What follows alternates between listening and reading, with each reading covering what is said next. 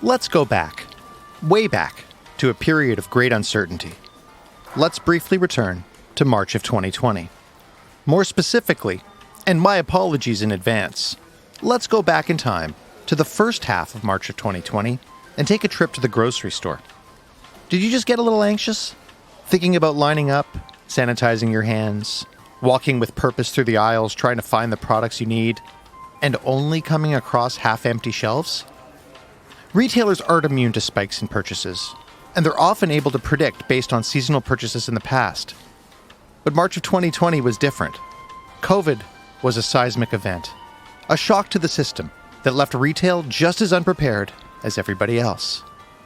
There were many items that were in short supply, but there was one that we all need that suddenly became the most sought-after item at the grocery store, and that was toilet paper. Why did toilet paper fly off the shelves? At the time, many thought that it was about buying something that would give us a sense of comfort and control amidst the uncertainty. We didn't know what tomorrow would bring, but we knew that there would always be a square to spare. The panic buying of toilet paper, of course, could not have been predicted. But knowing what we know now, a similar shortage should never happen again. And why is that? Because of thought leaders like this episode's guest, who have taken a real-world problem and offered up a solution that allows retailers to react well before the shelves ever go empty.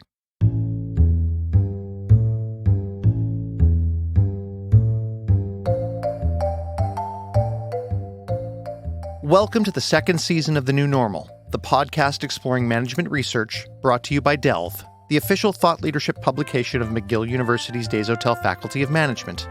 I'm your host, Dave Kaufman. On this episode of The New Normal, we will discuss how the first wave of the COVID-19 pandemic influenced panic buying, how a data-driven framework can help retailers react to panic purchases in near real time, and how one small policy change by retailers could have avoided the empty shelves in the first place. Joining me for this episode is Warut Khern-am-nuai, an assistant professor in information systems at the Desautels Faculty of Management at McGill University. His research areas are management of information security, platforming for online marketplaces, and predictive analytics. And his areas of expertise are online platforms, management of information security, and predictive analytics. In 2021, he and his colleagues received a major grant from the Natural Sciences and Engineering Research Council for helping retail industry navigate the post-pandemic world with artificial intelligence.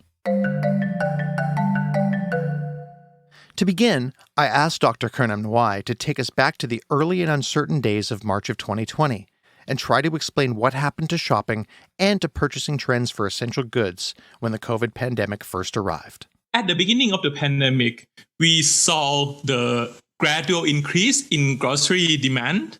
And then suddenly, for whatever reason, and people consider that as a panic buying, people start panic buy stuff at a very short amount of time, right? And the demand of certain products, especially essential products, skyrocketed in a very short time period. And if I remember correctly, it is only a week. It was. In one short week, a trip to the grocery store went from being something you didn't think twice about to a reenactment of the Hunger Games.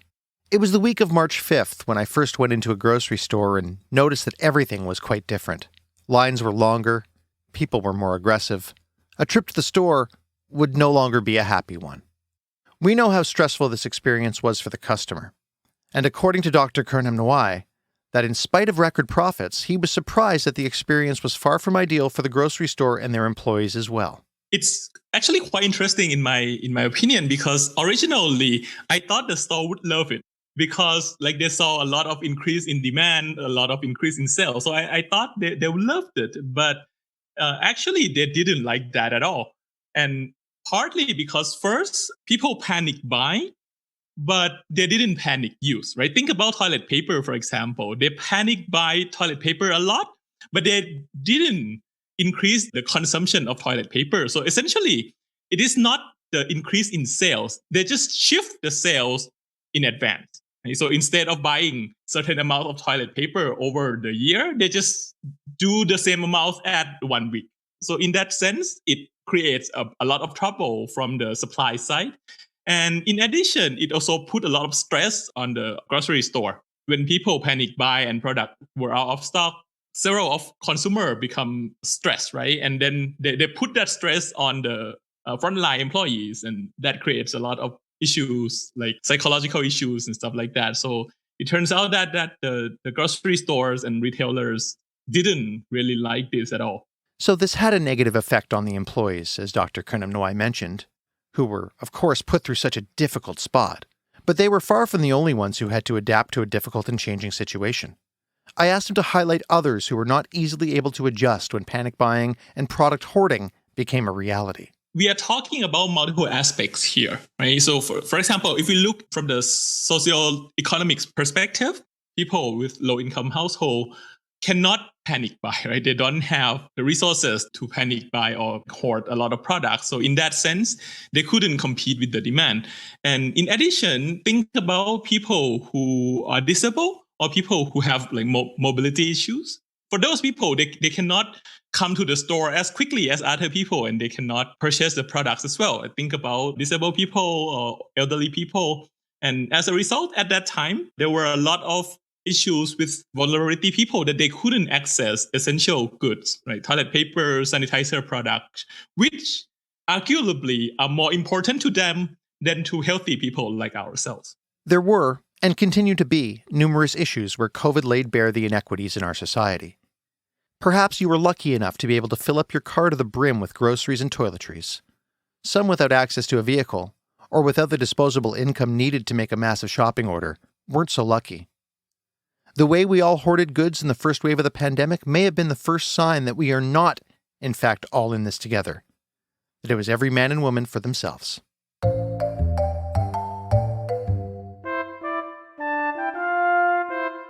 So we're going to go back to March of 2020, when it became obvious that the pandemic would change the way that we live our lives, at least in the immediate. At that moment in time, chaos reigned. Remember disinfecting your groceries? Being told to put your clothes in the wash the second you got home? Remember the uncertainty? Canadians were told that the only trips outside of the house that they should make were for essential services, like going to the doctor, the pharmacy, or the grocery store. And anyone who had to go to a store when COVID first appeared saw that there were problems with stocking, with supply, with people's irrational purchasing desires for rolls of toilet paper. In that moment, Dr. Khern-am-nuai and his colleagues saw a real-world issue that was affecting our society and wanted to see how they could improve upon the situation. Fortunately, they had already established a relationship that would allow them to quickly get to work. We partnered with this retail store before, and we had ongoing project together, and then they suffer from this issue and they came to talk to us, and then we brainstorm, and eventually we got this idea.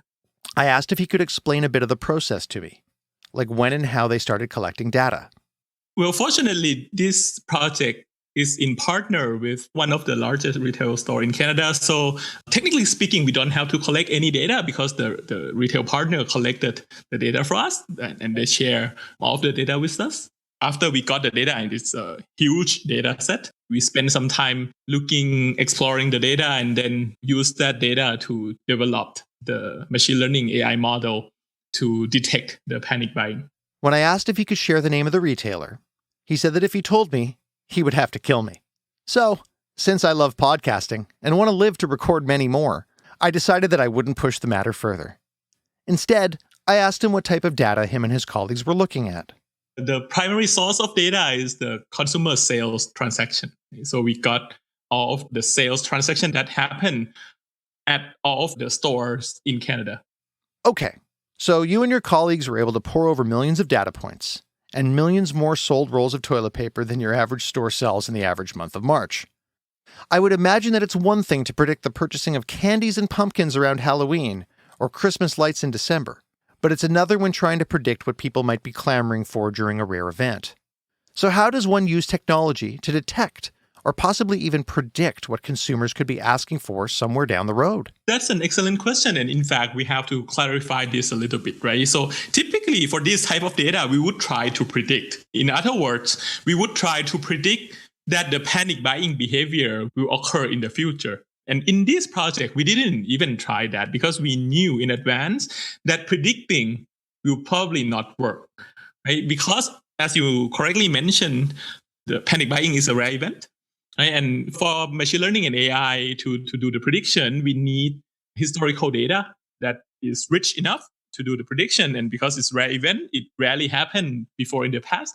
So if we were to develop the predictive model to predict panic buying behavior, it's not going to work as good as we intended. There are several techniques or tools that allow us to do just that, but they are not going to be very useful based on our opinion at that time.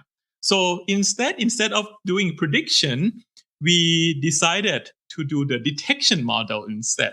So instead of trying to predict that the panic buying behavior will happen, we instead detect the panic buyer behavior pattern in real time. When panic buying behavior occurs at any store in Canada, we can detect that as soon as 5 minutes after it happens. Dr. Khern-am-nuai is crystal clear. This is not guesswork. The ends aren't achieved by shaking a magic 8-ball. He and his colleagues have developed a data-driven framework that takes the guesswork out of product distribution, even during a pandemic. Specifically, they examine the effect of COVID-19 on 3 key categories of frequently purchased goods: toilet paper, canned soup, and household cleaners.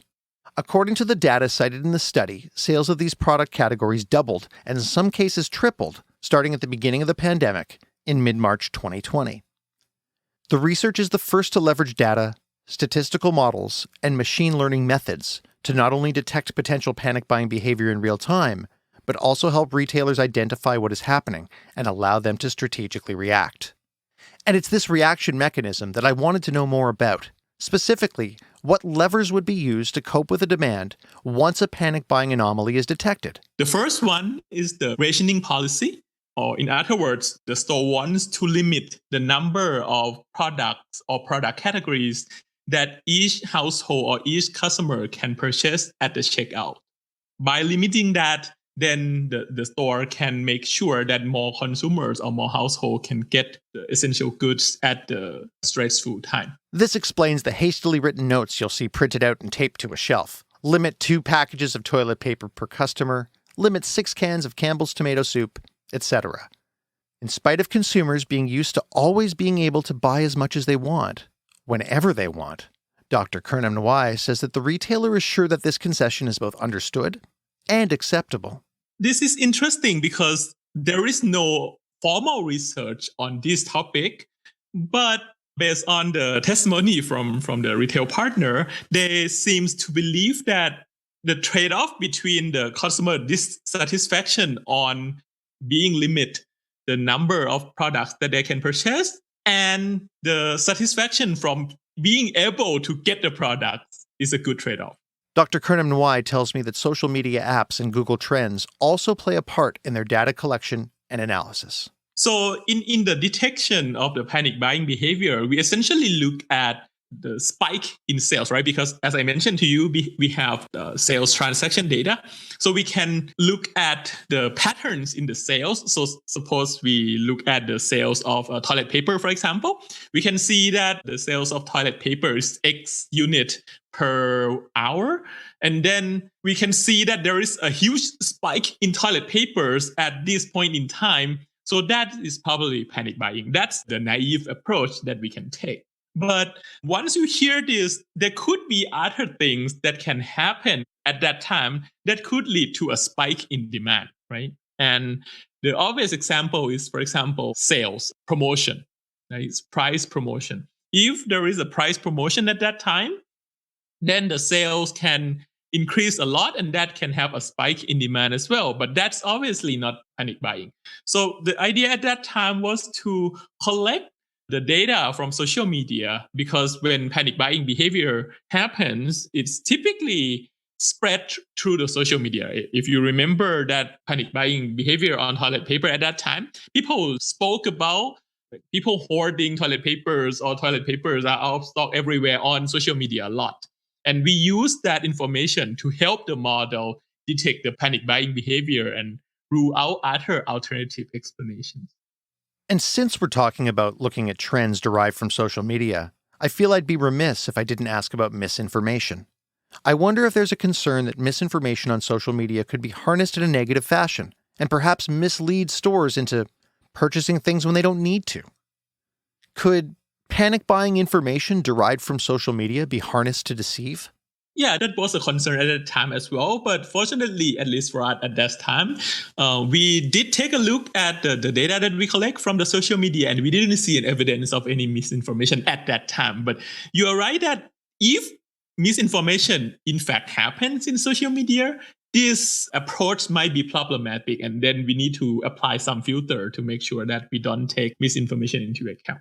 And at this point, would something like Google Trends be a safer pick than looking at Twitter or Instagram or Facebook? Maybe, but unfortunately, if misinformation happens systematically, Google Trend will suffer from the same problem. Are there differences when predicting panic purchases in brick and mortar stores versus online? Technically speaking, no. Actually, for the offline store, we have less information than in the online store. Right? In the online store, we can track everything. We can track past behavior, current behavior. But in the offline store, if the customer didn't use that membership card, then it was almost impossible to track the identity of each person. So the approach to detect the panic buying is essentially the same thing. But when we do apply, let's say, rationing policy, we can make that policy more effective in an online environment versus in the offline environment. Is the massive data from the retailer better for predicting panic buying than the data that comes from social media? They serve different purposes. So the data from the store are the sales transaction, and then we can use that sales transaction to detect the real-time demand, right? And as I mentioned, that real-time demand is one side of the picture because you cannot differentiate between, let's say, panic buying versus a spike in demand because of price promotion. And we use that social media information to help ruling out the alternative explanation. So I would say they supplement each other. And now to the results of the study. When applied in the real world, what did the modeling show? Did the findings help reduce panic buying and allow customers to be able to buy the goods that they needed? For one thing, we can show using computer simulation that if we had this tool before the first wave of panic buying behavior, and if the store apply this tool, then we can improve the access to essential goods by approximately 56%. The study's findings showed that the toilet paper panic buying crisis in March of 2020 could have been avoided if only retailers had imposed a limit of one package per customer starting in mid-March. Had retailers simply rationed toilet paper from March 12th to March 19th, when most of the panic buying period in North America occurred, 56% more customers could have been served. I asked Dr. Khern-am-nuai if he could confidently state if his modeling had been established prior to March of 2020, would the shopping experience for customers have been different in the lead up to COVID-19? I couldn't say this for sure, but we didn't have the panic buying after the first wave, right? And we know that the store used this tool inside the store. So maybe that's also the reason. Have we not had any panic buying since? I recall running from store to store in the summer of 2020, desperately trying to find a Nintendo Switch. We might have panic buying, but we didn't feel the same effect, right? We didn't see the toilet paper out of stock everywhere or hand sanitizer out of stock anywhere after the first wave. No, what I saw it more with higher end goods. That could be a completely different issue, right? That could be a supply issue because they might not anticipate the higher demand for high-end goods, so they didn't ramp up the supply. Right. When looking at the Nintendo situation, there are many other factors, such as the worldwide semiconductor shortage, or the disproportionate number of people who like to buy video game consoles and sell them for astronomical prices. But Dr. Khern-am-nuai and his colleagues' data is reliable for grocery shopping, and that's what we're looking at for this study. It can also scalable to other segments, but only for like mass buying segment.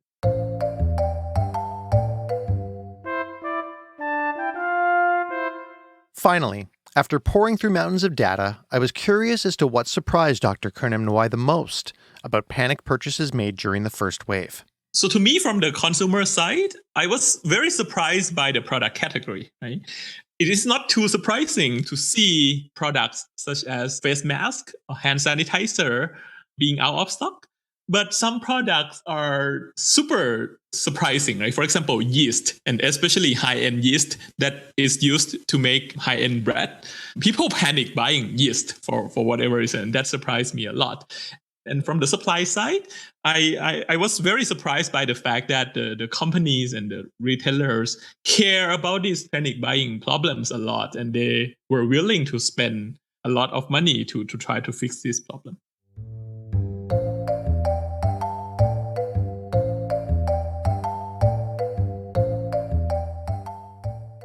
We might not be able to predict exactly what consumers will panic buy in future critical events. Maybe instead of bread making, we'll see pickling or jam making take over in the future. But thanks to thought leaders like Dr. Khern-am-nuai and his colleagues, retailers will now be able to solve panic buying problems rapidly and ensure that customers have access to the products that they need. And while there are never any guarantees about the future that we're facing, we can remain confident that our best and brightest are learning from the past and are endeavoring to make our world make a little bit more sense. Stay tuned as we navigate this new normal together.